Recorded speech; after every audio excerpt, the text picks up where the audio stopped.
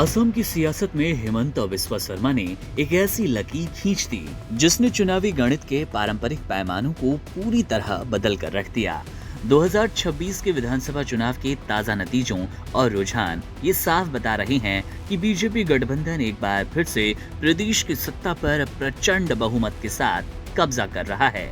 इस जीत की सबसे खास और चर्चा का विषय जो है वो ये बात कि बीजेपी ने 90 उम्मीदवारों की अपनी सूची में एक भी मुस्लिम चेहरा शामिल नहीं किया, जबकि राज्य की आबादी में मुसलमानों की हिस्सेदारी लगभग 34% है। मुस्लिम प्रतिनिधित्व का ये शून्य होना कोई इत्तेफाक नहीं है, बल्कि शर्मा की उस सोची समझी ध्रुवीकरण और क्रेडिबल वोट बैंक की राजनीति का हिस्सा है, जहां उन्होंने मियां मुस्लिम राजनीति के खिलाफ मुखर होकर अपनी पहचान बनाई।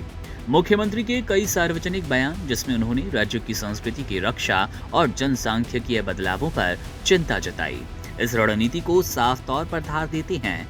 1/3 आबादी को प्रतिनिधित्व से पूरी तरह बाहर रखना राजनीतिक गलियारों में भले ही हैरानी पैदा करे, लेकिन शर्मा की इस नो टिकट पॉलिसी ने उनके कट्टर समर्थकों को और उसके आधार को एकजुट करने का काम किया है।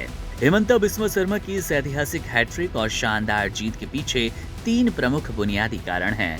पहला, सबसे महत्वपूर्ण कारण उनकी संगठनात्मक कार्यकुशलता और बूथ स्तर की माइक्रो प्लानिंग।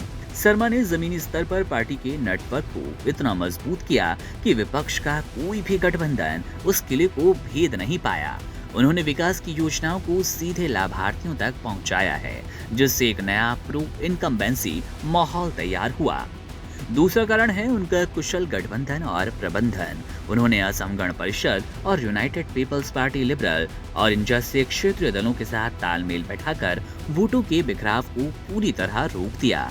जहां बीजेपी ने खुद मुस्लिम उम्मीदवार नहीं उतारे, वहीं गठबंधन की सहयोगी पार्टियों के जरिए एक संतुलन बनाए रखने की कोशिश की गई, ताकि विपक्षी महजूद के मुस्लिम वोटों के ध्रुवीकरण का मुकाबला किया जाए।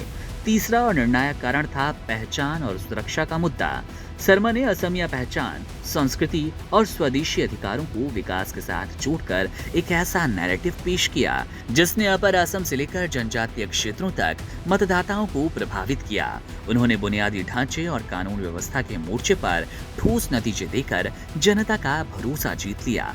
इन रणनीतियों के मेल ने ही 4 मई 2026 को असम की सत्ता की चाबी एक बार फिर हिमंत बिस्वा शर्मा के हाथों में सौंप दी है। Subscribe to One India and never miss an update. Download the One India app now.